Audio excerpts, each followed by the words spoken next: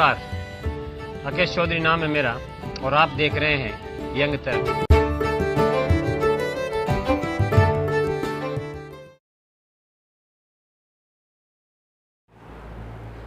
नमस्कार, आप देख रहे हैं आपका अपना फेवरेट शो जिसका नाम है राकेश की रिपोर्ट, राकेश चौधरी के साथ यंग तरंग सच की आवाज़ पर। जी हाँ, और आज राकेश की रिपोर्ट में बात होगी आरक्षण पर। लेकिन आरक्षण किसका?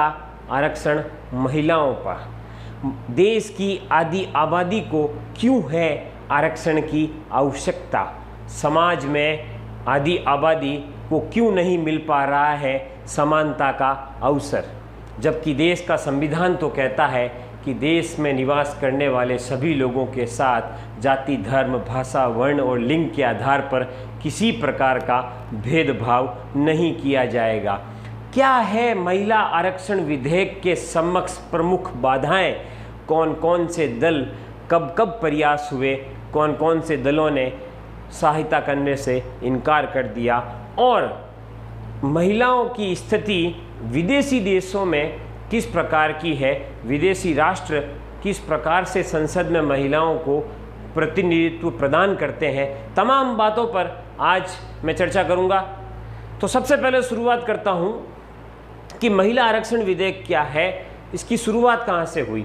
हमारे देश में नारी को एक देवी का दर्जा प्रदान किया जाता है। हमारा देश में निवास करने वाला समाज, पुरुष और महिला एक समाज की धुरी माने जाते हैं, एक ही सिक्के के दो पहलू माने जाते हैं। हमारे देश की राजनीति में महिलाओं के संबंध में, महिलाओं की सामाजिक स्थिति की चर्चा करने के लिए 1974 में श्रीमती इंदिरा गांधी संसद में एक कमेटी बनाती है और वो कमेटी अपनी रिपोर्ट प्रस्तुत करती है। और वो कमेटी उस रिपोर्ट में कहती है कि महिलाओं को पुरुषों के बराबरी का दर्जा दिलाने के लिए ये आवश्यक है कि महिलाओं को भी राजनीति में पुरुषों के बराबर समानता प्रदान की जानी चाहिए।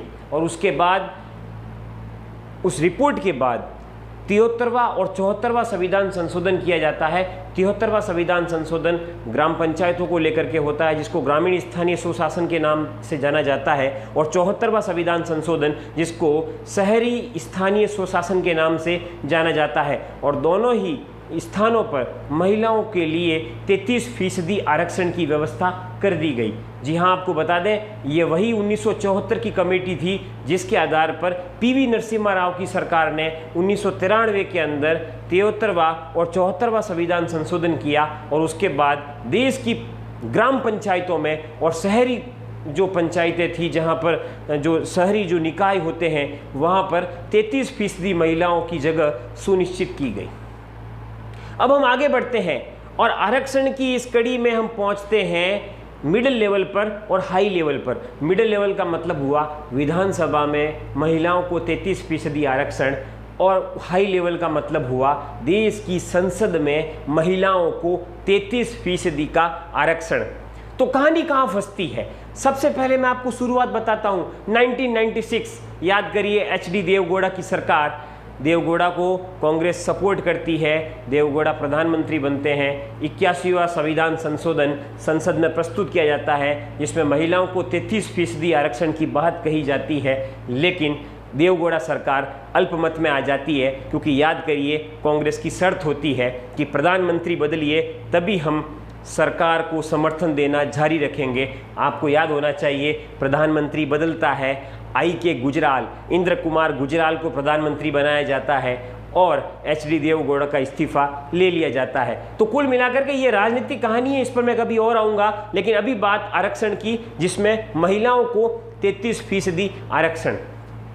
तो 1996 में मामला अटकता है। उसके बाद बात आगे बढ़ती है। 1998 अटल बिहारी वाजपेयी देश के प्रधानमंत्री बनते हैं।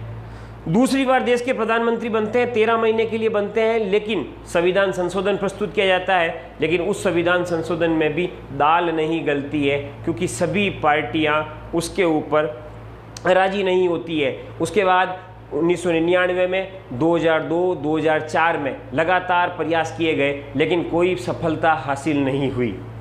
उसके बाद बारी आती है 2004 में, 2005 में, 2005 में क्या होता है, मनमोहन सिंह की सरकार बनती है। मनमोहन सिंह की सरकार 103वां संविधान संशोधन विधेयक जो है वो पारित कराती है और वो पारित होता भी है। मैं आपको बताऊं उसकी कहानी। राज्यसभा में वो विधेयक पारित होता है, कांग्रेस के साथ भारतीय जनता पार्टी और वाम दल समर्थन भी करते हैं। मनमोहन सिंह की सरकार राज्यसभा में विधेयक को पारित भी करा लेती है, लेकिन पेच आकर के फंस जाता है लोकसभा में। लोकसभा में कांग्रेस और उसके सहयोगी दलों के पास 262 सीटें भी होती है, लेकिन उसके बावजूद कांग्रेस उस विधेयक को पारित नहीं करा पाती है, क्योंकि कहीं ना कहीं कुछ राजनीतिक दल होते हैं जो उस सिस्टम से परेशान होते हैं, या हम यूँ कह दें कि उस सिस्टम से असहमत होते हैं। इस कारण से यह विधेयक लोकसभा में आकर के अटक जाता है। उसके बाद 2016 के अंदर जब केंद्र में नरेंद्र मोदी की सरकार बनती है, राजग की सरकार बनती है 2014 में, उसके बाद 2016 में ये विधेयक फिर प्रस्तुत किया जाता है, लेकिन राज्यसभा में पारित होने के बाद ये विधेयक फिर से लोकसभा में अवधि पार हो गया है। तो ये थी आरक्षण विधेयक की कहानी। अब मैं आपको बताता हूं कि इस आरक्षण को क्यों नहीं पारित किया जा रहा है, इसके पीछे कारण क्या है। इसके पीछे दो बड़े कारण हैं जहां तक राजनीतिक दल बताते हैं। नंबर एक जो कारण है वो कहते हैं रोटेशन प्रणाली के अंदर एक समानता का अभाव है। वो कहते हैं कि कोटा सिस्टम लागू करिए। 3 वर्ग समाज में है, दलित महिलाएं भी है, सवर्ण जात की महिलाएं भी है और ओबीसी की महिलाएं भी है। कुछ राजनीतिक दल ये मानते हैं कि तीनों ही वर्गों की महिलाएं जो है वो सामाजिक रूप से वो एक समान नहीं है, इसलिए कोटा सिस्टम लागू किया जाए जिसमें तीनों ही महिलाओं में समान रूप से भागीदारी करने का अवसर प्राप्त हो सके। संपूर्ण महिलाओं के लिए 33% आरक्षण आवश्यकता नहीं है। समाज में जाति के आधार पर, यानी कौन समाज पिछड़ा हुआ है उसके आधार पर आप आरक्षण देने का प्रावधान करिए। नंबर 2 वो बता रहे हैं कि इस विधेयक के द्वारा शहरी क्षेत्र से महिलाओं का प्रतिनिधित्व बढ़ जाएगा, लेकिन ग्रामीण क्षेत्र की महिलाओं को इस विधेयक के द्वारा किसी भी प्रकार का आरक्षण का लाभ नहीं मिलेगा। लेकिन इस बात में एक रोचक तथ्य ये भी है कि जितनी महिलाओं को हमारे यहाँ पर टिकट मिलता है राजनीतिक दलों द्वारा, उतनी महिलाओं का तो चुनाव ही नहीं किया जाता, यानी राजनीतिक दल महिलाओं को टिकट देने से कतराते हैं। अब क्या है बाधाएं, और बाधाओं पर चर्चा करने के बाद हम अगर देखें तो इसकी आवश्यकता महसूस क्यों हुई। हमारे देश के अंदर 11.9% महिलाएं संसद के लिए निर्वाचित होती है। अगर आप पार्लियामेंट्री कमेटी की अगर आप रिपोर्ट देखेंगे अगर यूएन की, तो आपको पता चलेगा कि रवांडा, क्यूबा और बोलीविया ये 3 ऐसे राष्ट्र हैं जहां पर सर्वाधिक महिलाओं का प्रतिनिधित्व संसद में है, और वो भी राष्ट्रीय संसद में सर्वाधिक महिलाओं का प्रतिनिधित्व। 2 अफ्रीकी देश, रवांडा जो कि आपका अफ्रीकी देश है, क्यूबा जो कि एक उत्तरी अमेरिकी देश है, और बोलीविया जो कि दक्षिण अमेरिकी देश है। ये 3 देश ऐसे हैं जहां पर महिलाओं का संसद में प्रतिनिधित्व 50% से ऊपर है। बात करें विकसित देशों की तो अमेरिका में 23% महिलाएं संसद में जाती है, जर्मनी में 32% महिलाएं संसद में जाती है, ब्रिटेन में 32% महिलाएं संसद में जाती है, और फ्रांस में 39% महिलाएं ऐसी है जिनको संसद में प्रतिनिधित्व प्राप्त हुआ है। तो देश की आधी आबादी को आवश्यकता है समानता के साथ आगे लाने की, क्योंकि हमारे देश का संविधान तो ये कहता है कि अनुच्छेद 14, अनुच्छेद 15, अनुच्छेद 39 और 46 के अंदर पुरुषों के बराबर महिलाओं को समानता और बराबरी का हक दिया जाना चाहिए। क्यों हम महिलाओं को एक घर के अंदर ही सीमित रख देना चाहते हैं? आपको मैं एक आंकड़ा बताता हूं।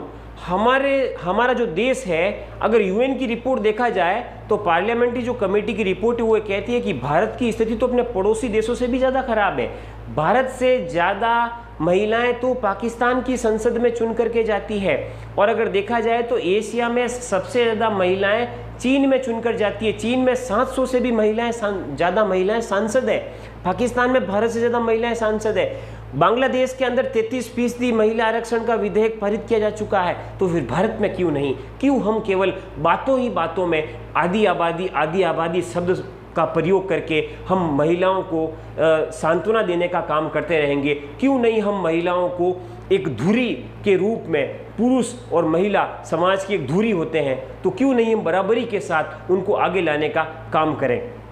एक और बात मैं आपके साथ साझा करना चाहता हूं, इसी आरक्षण के मामले से जुड़ी है। हमारे देश में जो 33% आरक्षण पंचायतों में और शहरी निकायों में लागू हुआ है उसकी भी एक रोचक तथ्य है। उसका रोचक तथ्य ये है कि हमारे देश में जीत कर भले ही महिलाएं आती है, लेकिन उस पर काम करने का जो अधिकार, यानी जो वो काम जो करते हैं वो पुरुष अपने हाथों में करते हैं। आज भी हमारे देश में महिलाओं को मत डालने का अधिकार तो प्राप्त है, लेकिन मत किसको डाला जाएगा ये वो तय नहीं करती है, उस घर में पुरुष तय करता है। यानी पितृसत्तात्मक समाज यही है सारी समस्याओं का मूल जड़। क्यों नहीं हम मातृसत्तात्मक समाज की बात करते हैं जैसा विदेशों में होता है। हम पितृसत्तात्मक समाज के सहमत हैं, लेकिन पितृसत्तात्मक समाज महिलाओं को भी बराबरी की भागीदारी से देखने का कार्य करे। तो आवश्यकता है इस बात की कि महिला आरक्षण विधेयक पारित हो। कुछ व्यवधान है, कुछ बाधाएं हैं, हम इस बात को स्वीकार करते हैं, लेकिन सभी दलों की राजनीतिक सूझबूझ के द्वारा इस विधेयक को पारित कराया जा सकता है। आप देखते रहिए यंग तरंग सच की आवाज़, क्योंकि राकेश की रिपोर्ट का अगला एपिसोड जिसमें हम बात CAA और NRC को लेकर के करेंगे कि देश में क्यों नेशनल रजिस्टर ऑफ सिटीजनशिप बनना चाहिए, क्यों देश के नागरिकों के लिए एक रजिस्टर होना चाहिए और क्यों देश के अंदर घुसपैठ बार बार की जाती है। तो तमाम बड़ी खबरों के लिए आप देखते रहिए यंग तरंग सच की आवाज़। चैनल को लाइक, शेयर और सब्सक्राइब करें। साथ ही साथ वीडियो कैसा लगा कमेंट बॉक्स में लिखकर जरूर बताएं। धन्यवाद।